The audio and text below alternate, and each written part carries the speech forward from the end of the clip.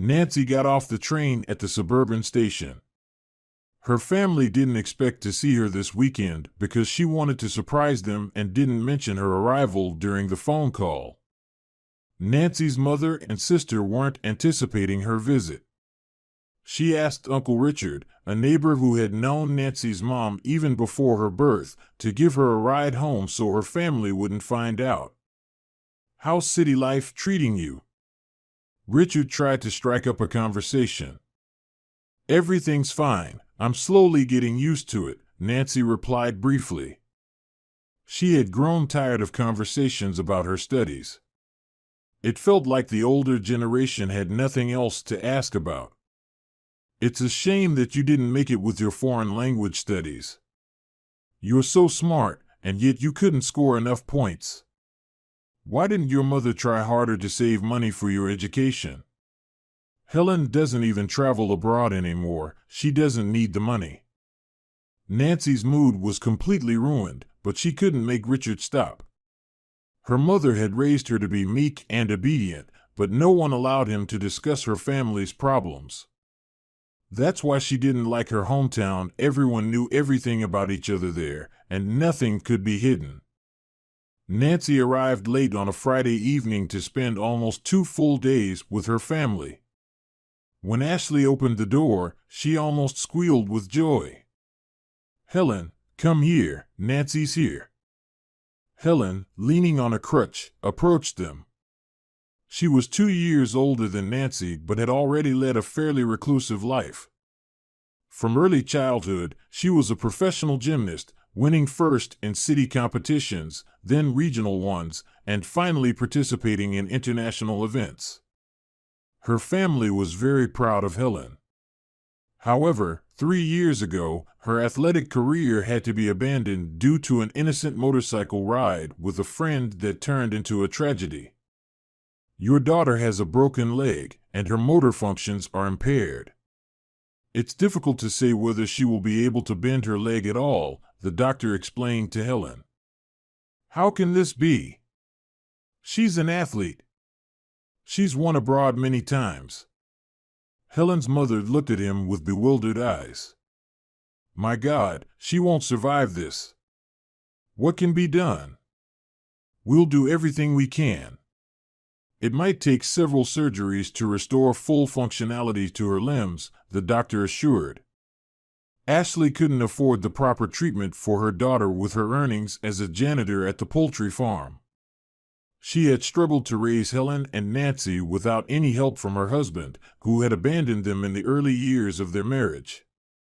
"Helen, my dear, you can't spend your whole life under the covers," Ashley circled around her daughter, trying to be as gentle as possible. Helen took any advice offered to her aggressively, throwing pillows in frustration. "What do you expect me to do? Jump for joy? I'm a disabled person now, do you understand? I'm useless for anything now.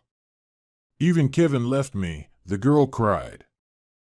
However, she had to come to terms with her injury and start earning a living to give Nancy a chance at a good education and future. Nancy had been passionate about foreign languages from a young age, even her teachers had noticed. But her love for her chosen field didn't help her get into college, so she had to major in philology instead. "You've come to visit us again?" Ashley shook her head after dinner. "Mom, aren't you happy to see me?" Nancy pouted and feigned offense.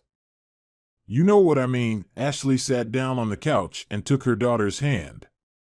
"Nothing is keeping you in the city. That's why you keep coming back every week. I want to help you. It's not easy for you too. Besides, Helen, she's not exactly a walk in the park. Make some friends, meet a guy. Are you always going to avoid people because of Helen? She's chosen her path in life, but what's your fault in that?" Her mother protested in a hushed tone. She didn't want to hurt her second daughter, who hadn't made any friends, fearing another setback. But she had no intention of encouraging Nancy to abstain from dating. "Sweetie, these are the best years of your life right now. Make the most of them." Nancy understood her mother's concerns. She felt uncomfortable introducing her family to her boyfriends and sharing her romantic successes, especially after Helen's fiancé had left her. She was angry with all men, angry with herself, and no longer considered herself attractive. "Don't underestimate yourself," Nancy often told her older sister. "You were a beauty, and you still are. You have a great athletic figure, and your posture is fantastic. Any normal guy won't even notice your condition." Of course, Helen responded with a scoff. "I've been through all of that. I won't make a fool of myself anymore and wait for the next admirer to turn green in horror at the sight of me." Nancy decided to heed her mother's words and started visiting home once a month, but she never forgot to call. Now she spent weekends walking with her dormitory neighbors, and sometimes alone. Nancy even managed to find a part-time job at a cafe to ease her mother's life. Exploring the city turned out to be an expensive affair. She couldn't afford to spend the money her mother sent on lunches at entertainment places. Nancy always brought food containers for her studies, but her friends would have laughed at her if she pulled that off during their walks. Nancy didn't expect to meet Mark on the bus.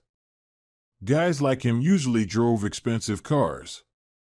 "Take a seat," Mark offered her a seat, immediately winning her over. "Thank you," Nancy smiled, lowering her gaze. He stood above her, holding onto the handrail. She liked him right away, tall, handsome, with a stylish haircut. But what was a young guy like him doing on public transport? Nancy didn't dare to start a conversation herself, but when a seat next to her opened up, Mark sat down. "You're not from around here?" he asked quietly. "Where are you from?" "Don't think I'm judging. You don't look like a small-town girl," he rambled on. "You keep looking around. It seems like crowds of people intimidate you." "You're right. I'm a student. I came here to study." "And you?" "I've been living here for many years. My family is well off, my parents live abroad, and I returned to my homeland. There's a lot of interesting things here, and now, there's you too." Nancy had never experienced anything like this before. She immediately liked Mark, and it had nothing to do with his wealth, but everything to do with him as a person. He made her laugh, engaged her in conversation to the point where she almost missed her stop. Mark managed to get Nancy's number, something she hadn't even dared to hope for. "Hey, we were supposed to chat. Put away your phone." Kimberly, her fellow first-year student, grumbled. "Final exams are coming, everyone's on edge. We wanted to have some fun for once." "Yeah, I know. Sorry, but Mark is so funny." Nancy couldn't contain her broad smile. "Look at you, it's like you're in love." Kimberly teased her, attracting the attention of other cafeteria goers where the students had gone to eat inexpensively. When Nancy wasn't occupied with her studies, she was messaging Mark. He seemed quite impatient and quickly asked her out for their first date. Nancy was overjoyed.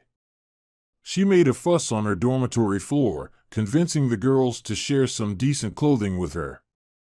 In a borrowed leather jacket, Nancy waited for Mark on the street. He arrived in a beautiful white car that made her nervous just to sit in. "Are you hungry?" the guy asked instead of saying hello. "I know a nice little restaurant nearby. You should like it." "Great, let's go," Nancy agreed, worrying that she wouldn't be able to afford the meal in such an upscale place. But her fears were unfounded. Mark covered all the expenses and surprised her with his thoughtfulness. She never expected him to help her take off her jacket or to pull out her chair when she sat down. It felt like a proper date, and she realized that he liked her a lot too. "This place is delicious. Thanks for bringing me here. I'd never have ended up in such a restaurant with my friends," Nancy admitted afterwards. When they stepped outside, it was getting dark, and the crisp night air carried the scent of winter. The city was getting ready for the New Year's celebrations, adorned with various decorations. "I'm glad I spent this day with you. I wanted to ask you out immediately, but I was afraid of scaring you off," Mark confessed, this time blushing a bit. "No way." Nancy laughed heartily, feeling more at ease. "I even told my parents about you. They've been trying to find a suitable girl for me there, but I told them I managed it myself. By the way, they're foreigners and can't speak a word of Mexico." "Are you kidding?" Nancy couldn't believe it. "That's kind of strange. Actually, I'm an orphan. My parents adopted me from the United States, and I grew up there.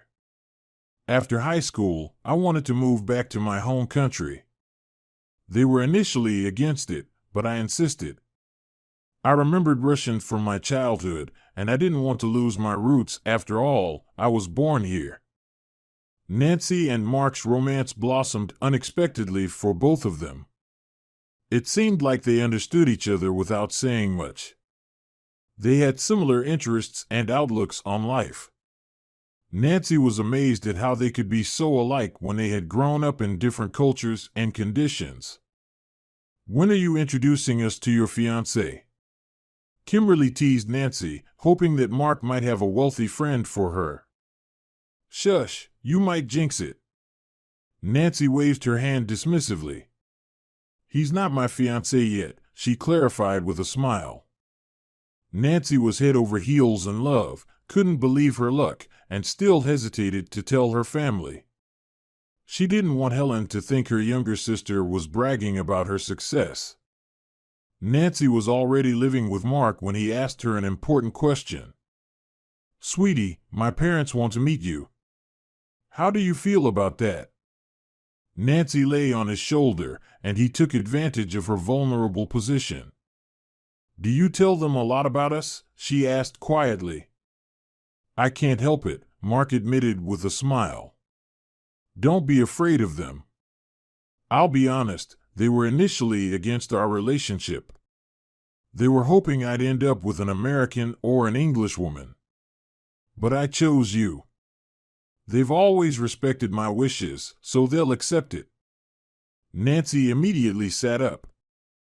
"We're serious, right?" she asked with concern, even though she already knew the answer. Mark often talked about their wedding, even showing her pictures of models in various white dresses. "Of course, that's the direction I'm heading," he assured her. Nancy thought about it.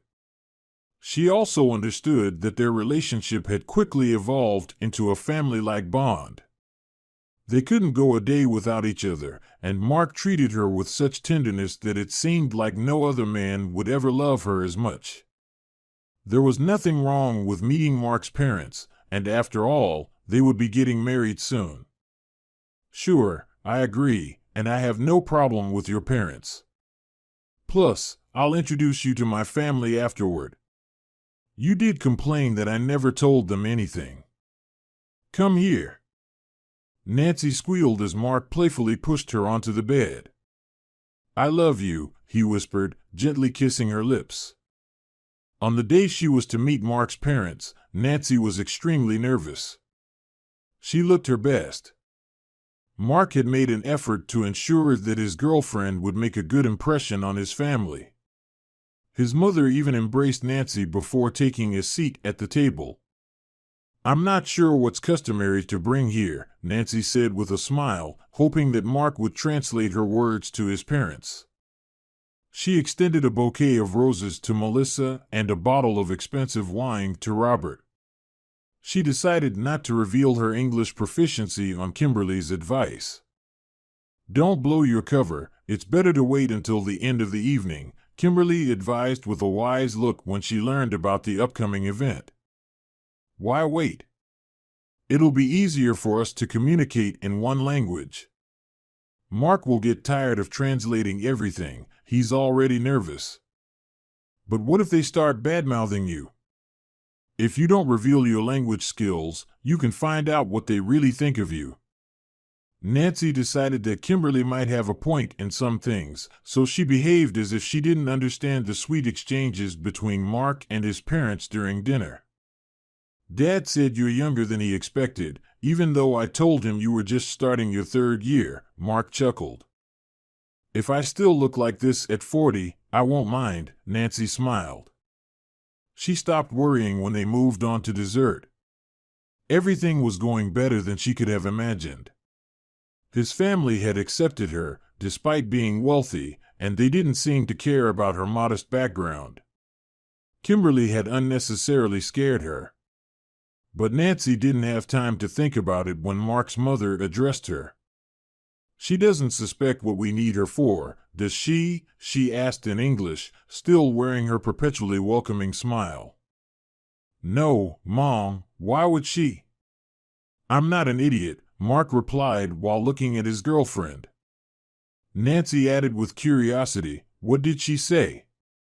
"Mom says you're very lovely and hold yourself well." Nancy gave a smile in response, pretending she didn't understand. Why did Mark lie to her? What did they need her for? What was this strange family about? The more she thought about it, the more the anxiety within her grew. She decided to keep a close eye on Mark and figure out what to do next. She didn't share any of this with Kimberly. Although her friend was always on her side and supportive, Nancy decided to keep it to herself this time. A few days later, the whole university might have believed that Nancy's boyfriend was planning to harm her. After a couple of weeks of anxious anticipation, Nancy breathed a sigh of relief. Mark was the same sweet and caring guy, as attentive and cheerful as ever. There was no sign that he was planning to harm her.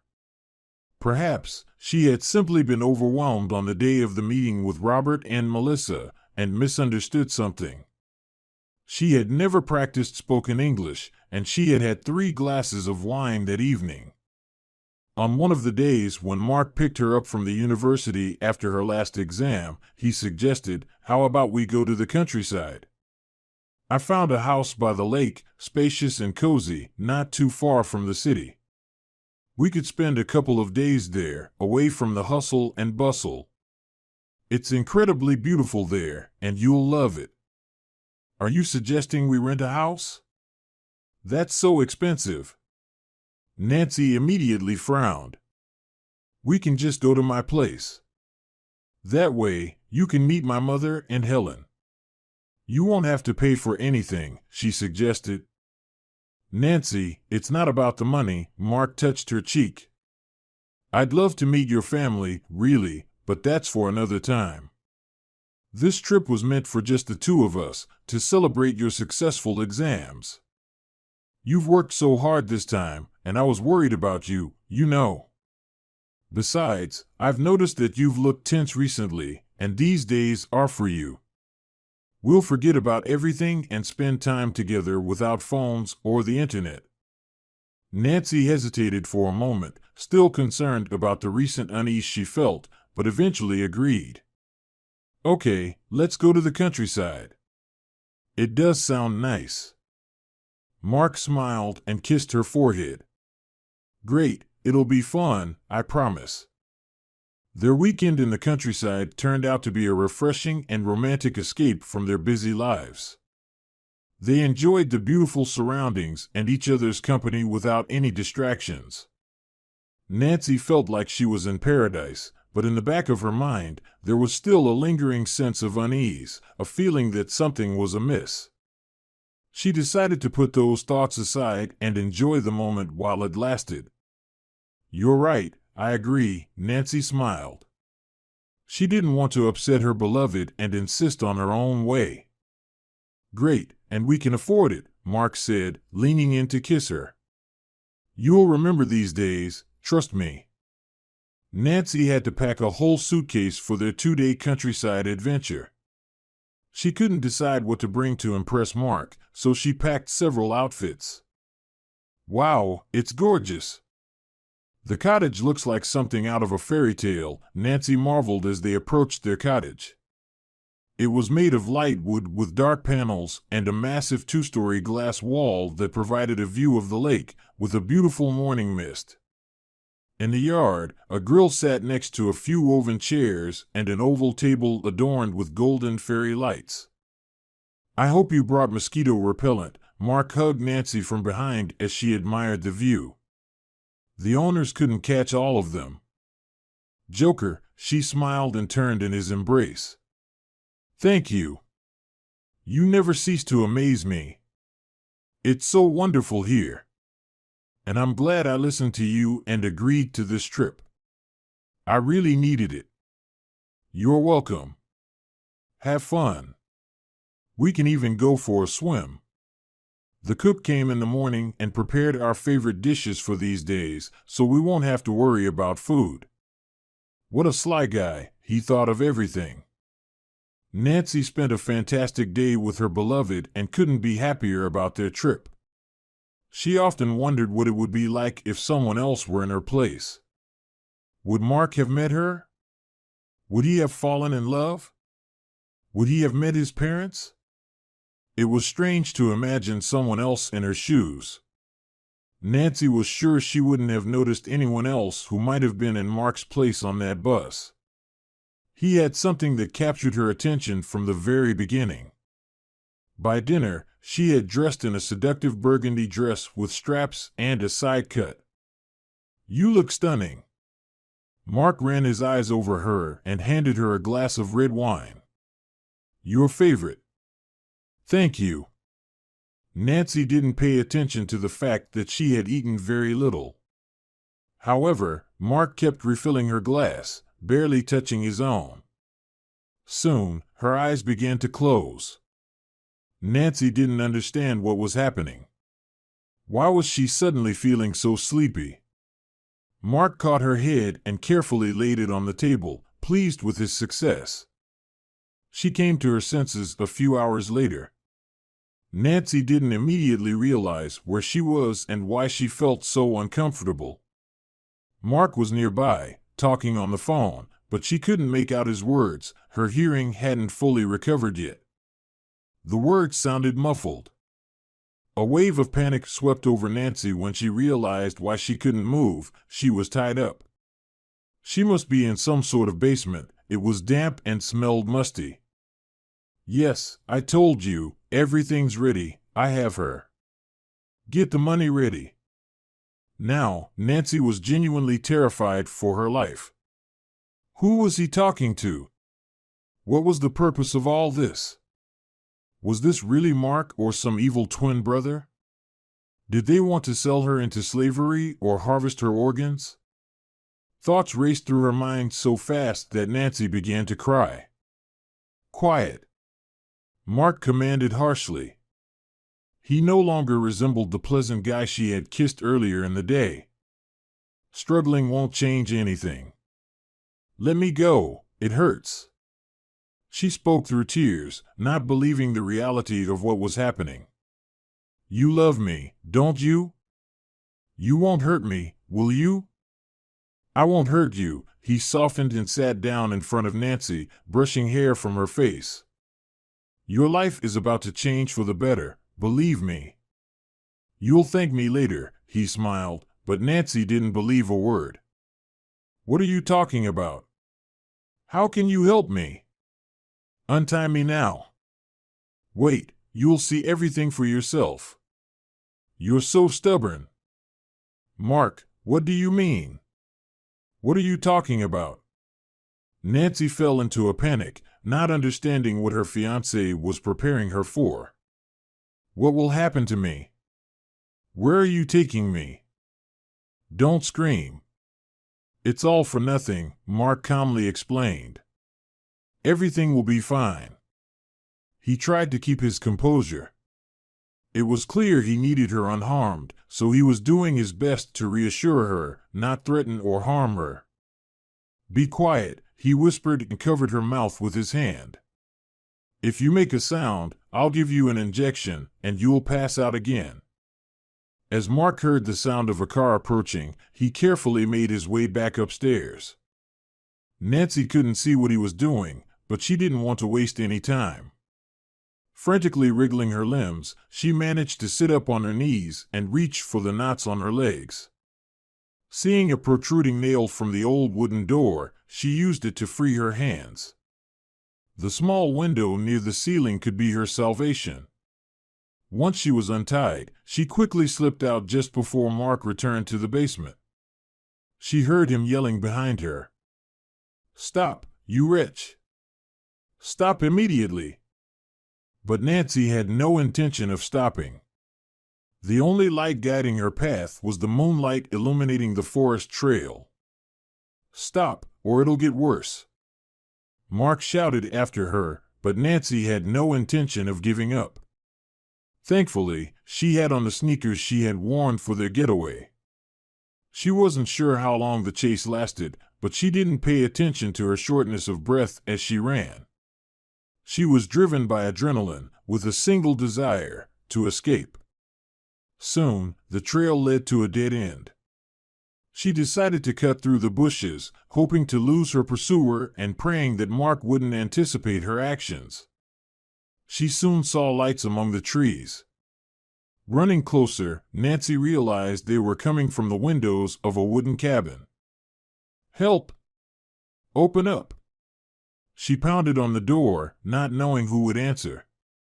"Please, save me! They're chasing me!"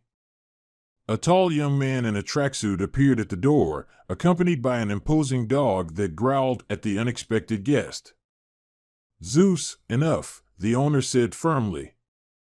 He then addressed the breathless Nancy. "What happened to you?" "I was kidnapped," Nancy explained through her sobs, disregarding the fact that she had barged into someone's home. She only had one wish: to become invisible, huddled in a corner, and know that she was safe. "My fiancé," she continued, "he brought me here and then drugged me. I passed out. When I woke up, I was tied up in a basement. I managed to escape through a window, ran through the woods, and found your house. He was chasing me, he was shouting at me, saying that a new life was about to begin. Please, look out for him. He might find me." There was a rustling in the bushes. Nicholas hadn't managed to close the door yet. "It's him. He's here. Drive him away, don't let him in," Nancy cried, afraid of Mark's intrusion.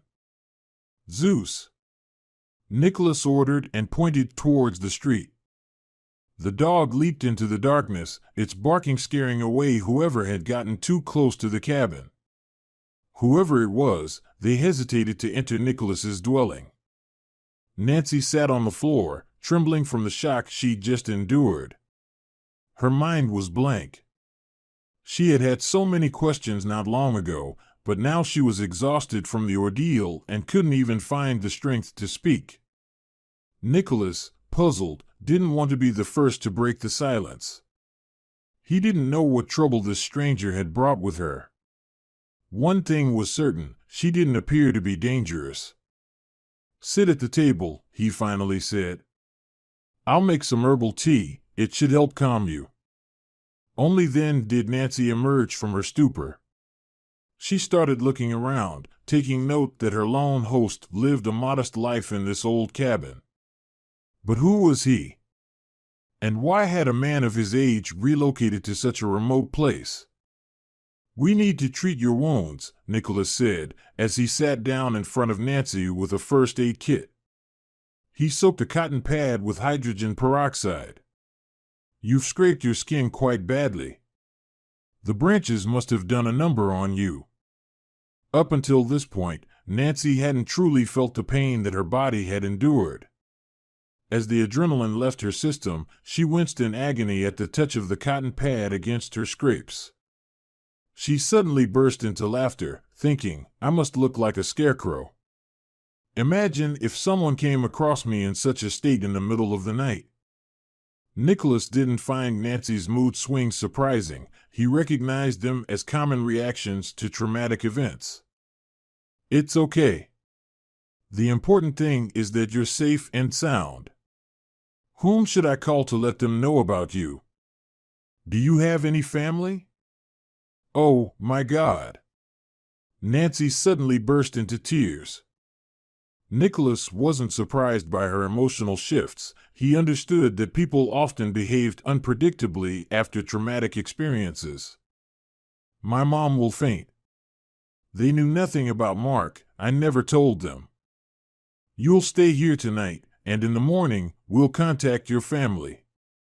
You can trust me. I won't harm you. Zeus will watch over you all night. He knows his job. Nancy didn't think she'd be able to sleep after everything she'd been through in a single day.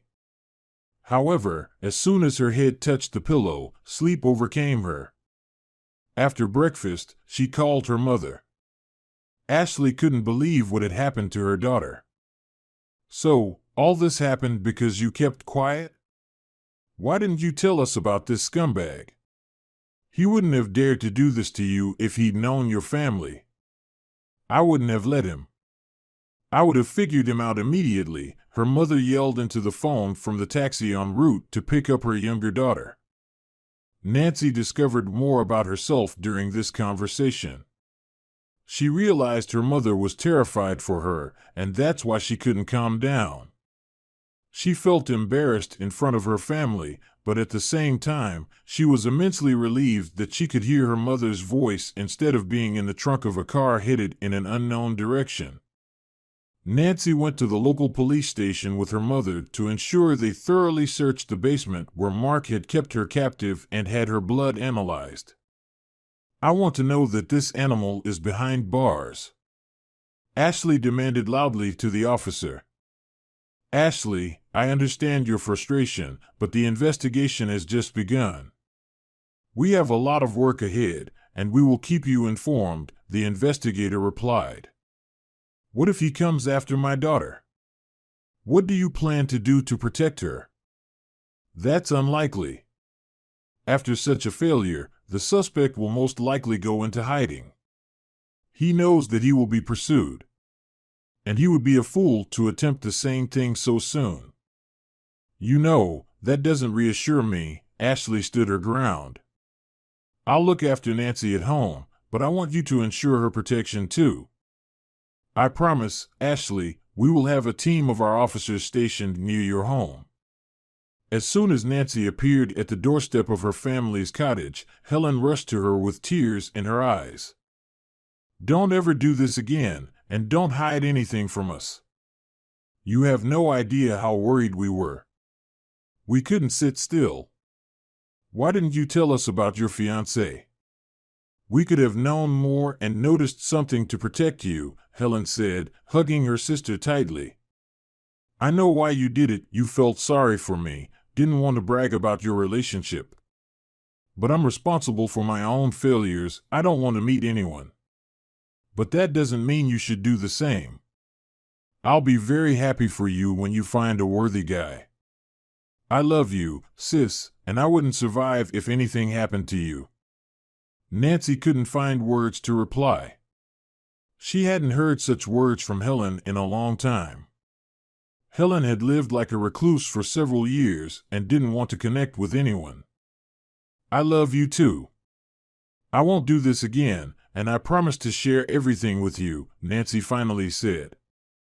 The two sisters spent the day embracing and sharing the personal stories they had hidden for so long. They hadn't been very close since childhood, but now they wanted to make up for lost time. The news of Nancy's visit spread not only throughout the village, but also to the city where she had studied. The investigative authorities took this case seriously, and soon, Mark was arrested along with Melissa and Robert. During the search of their rental accommodation, other victims of their actions were discovered. The foreign family had posed as bounty hunters, searching for missing relatives on behalf of wealthy clients. Miss Melissa claims that a certain Mr. Chase, living in the United States, lost contact with his daughter many years ago. He originally hailed from Mexico and left the country in the early 2000s when his business posed a danger not only to him but to his family, explained the translator, through whom the fraudsters communicated with the police. Miss Melissa's family has been involved in such cases before. They posed as volunteer searchers and promised to find Mary for a hefty sum of money. In reality, they had no real connection to the search for genuine relatives. Nancy simply happened to resemble Mary. That's why Mark decided to get close to her. Together with his parents, he intended to introduce her to Mr. Chase as his own daughter, and that's how they gained his trust. Nancy, she wouldn't have helped us if she had known what we were planning, Mark testified. I was supposed to give her a drug that would induce temporary memory loss. By the time she and Mr. Chase came to their senses and realized the truth, we would have made off with his money. So you were planning to pass off a completely different girl as Mr. Chase's daughter, the investigator clarified. That was the plan, Mark nodded, realizing that candid admission might ease his situation. He was well aware that he had gotten himself into a bind. After helping his adoptive parents pull off a couple of such scams, they would usually relocate to a different area or even another country where they could settle in with their knowledge of English. You can plead your case of mental instability before the judge.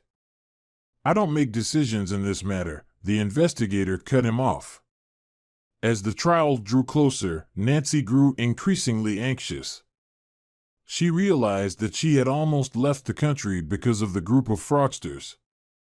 If all of this had happened, she would have had to explain herself to the wealthy and influential Mr. Chase. He would be disappointed again for not finding his daughter. You're torturing yourself unnecessarily, Helen reassured her sister. You're not at fault in any way. You stayed here, and the criminals were caught. This will all be over soon. I can't get out of my head how deeply I could have been involved, trusting Mark. He just used me, lied to me. Not a single moment of our relationship was sincere. How can I trust people now? You're right, he's a scoundrel. But not everyone is like that. Are you telling me this? Nancy retorted. Your fiancé left you, and you're locked up in your room like a fairy tale princess. I've learned a lot from it. You can't wait for adventures to happen if you don't allow them. With time, you'll trust a good person again and learn to distinguish the dangerous from the trustworthy. The entire court session was an anxious time for Nancy's family, but justice prevailed. Mark failed to obtain a declaration of mental incompetence and received a real prison sentence. Robert and Melissa were handed over to U.S. authorities and were to serve their sentences there. Nancy had become so engrossed in her own experiences that she completely forgot about Nicholas. He was in the courtroom as a prosecution witness. The man now appeared different, clean-shaven, well-groomed, and wearing a classic suit. Though his ranger attire suited him as well. Nicholas, wait. Nancy called out to him in the courthouse hallway. I'm sorry I didn't get in touch. You helped me so much, saved me. I don't know how to thank you. I didn't really do anything special. Anyone in my place would have done the same. Is this your family? Nicholas gestured toward Ashley and Helen. They follow me everywhere now, worried that I might get involved with a dangerous man. It's definitely not about me, Nicholas smiled. Well, I have to go. Zeus needs several hours of walking. He's a demanding breed. Here's my number. Come visit with your family sometime. We can chat and take a walk. After their first visit to Nicholas with their mom and sister, Nancy realized that she hadn't spent enough time with him. Following her visit, she couldn't find peace anywhere. People constantly stopped her, asking if she had survived the attack. You found a sanctuary for yourself, it seems, Nicholas welcomed the guest with a smile, opening the front door. Come in, make yourself at home. Zeus and I are going for a walk around the forest. Would you like to join us? I'd love to, Nancy replied and left her travel bag at home. They walked at a slower pace than the dog, which dove under every bush, startling gray rabbits and birds with his presence. Nicholas talked about the trees and the animals that inhabited the forest. They ventured deeper into the woods, where no houses or sunlight could be seen. "I hurt your mom last time," Nicholas began. "Please ask her for my forgiveness. She was trying to find out why I live here alone, even though I'm only 30. People often ask me about it, but I'm not ready to answer." "You can tell me if you want," Nancy cautiously suggested, not wanting to appear like a nosy gossip. "I won't press you, but being here alone, doesn't it get lonely for you? I ran away from people on my own. It's been 4 years since my family's death. My wife and daughter were killed in a car accident. There was fog, and the taxi driver lost control on the wet road. I'm so sorry." Nancy gasped, taking Nicholas's hand. "I wouldn't have cried if I had known. It's not your fault.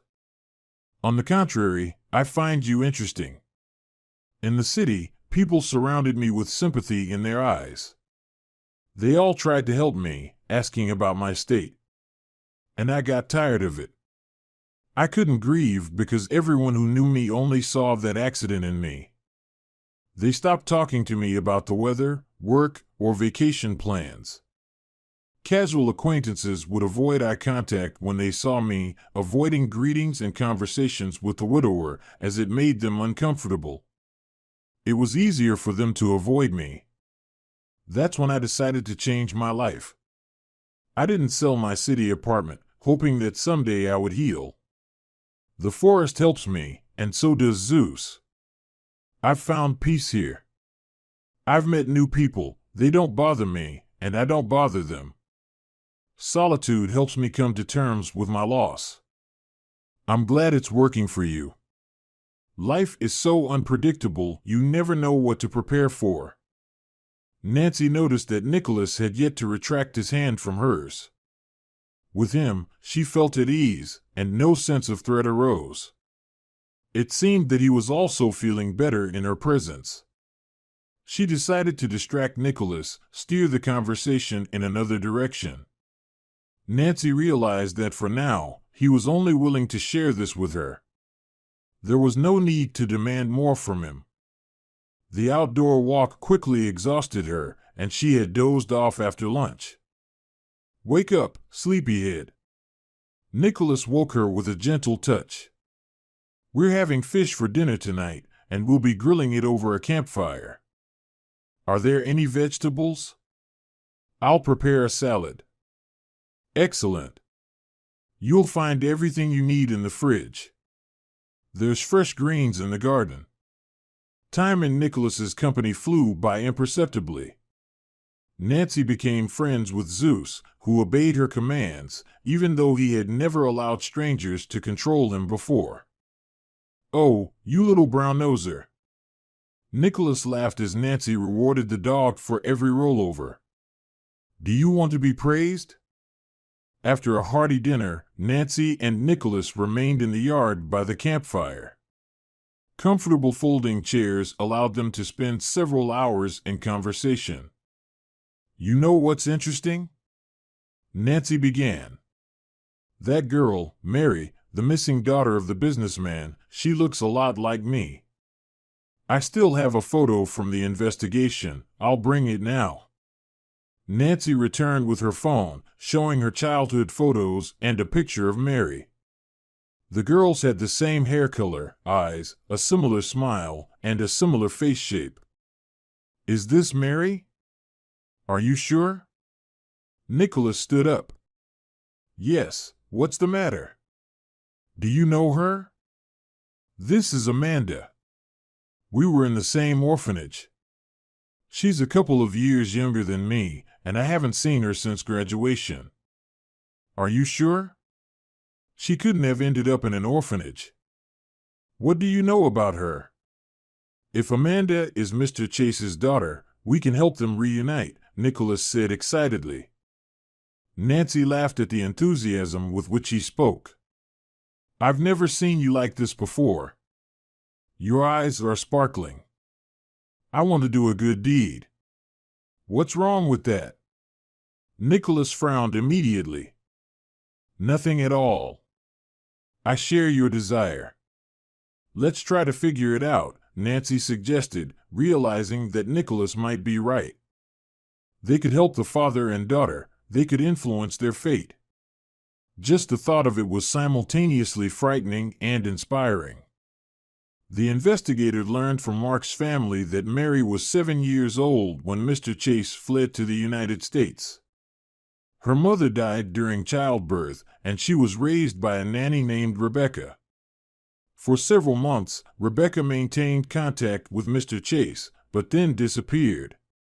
No one else knew Mary's whereabouts, and they couldn't risk revealing it in case their competitors found out. He hadn't seen his daughter since then. It's a shame that we can't contact Mr. Chase himself. They questioned him in the U.S. police when they caught Melissa and Robert. Nicholas shared his thoughts. If we could contact him, we would have more information about Mary. Let's start by finding Amanda, your daughter. Right now, he's disillusioned. He was deceived by the scammers. Do you think he'll believe us? And why would he share personal information with us? You're right, Nicholas agreed. Let's first find Amanda on social media. Nowadays, everyone is somewhere online.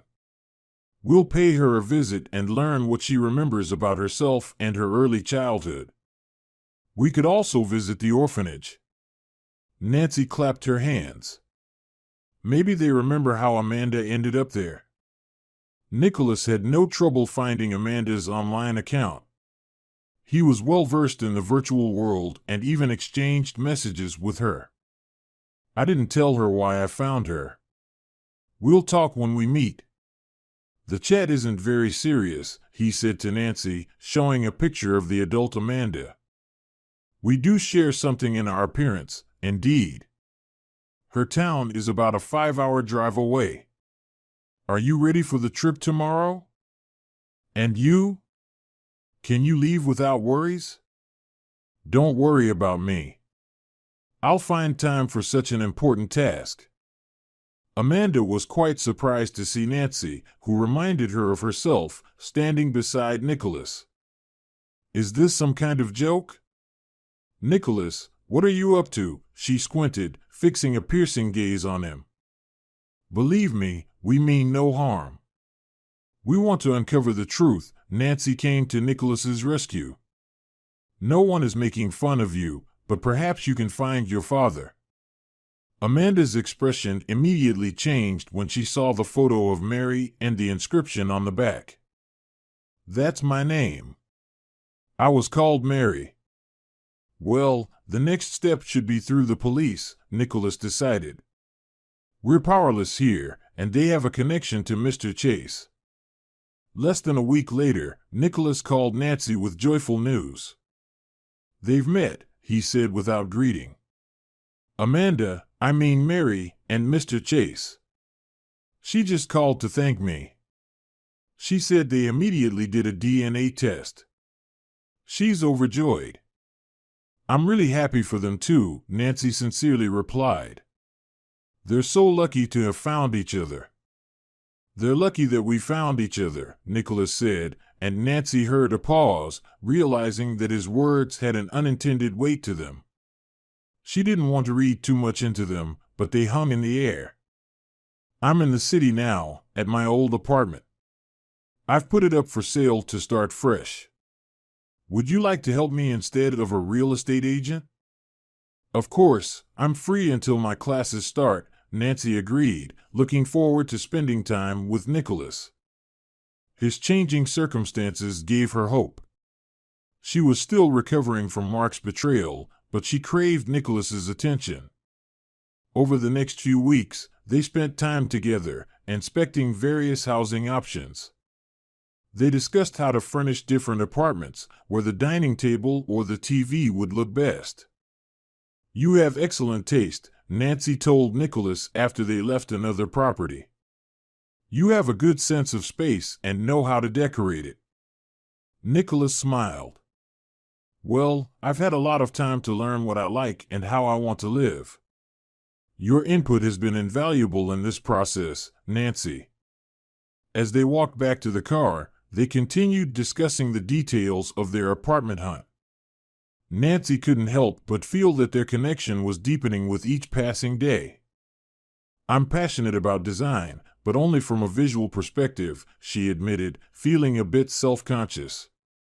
I browse through interior designs in other people's homes, dreaming about how I would decorate my own place if I ever had one.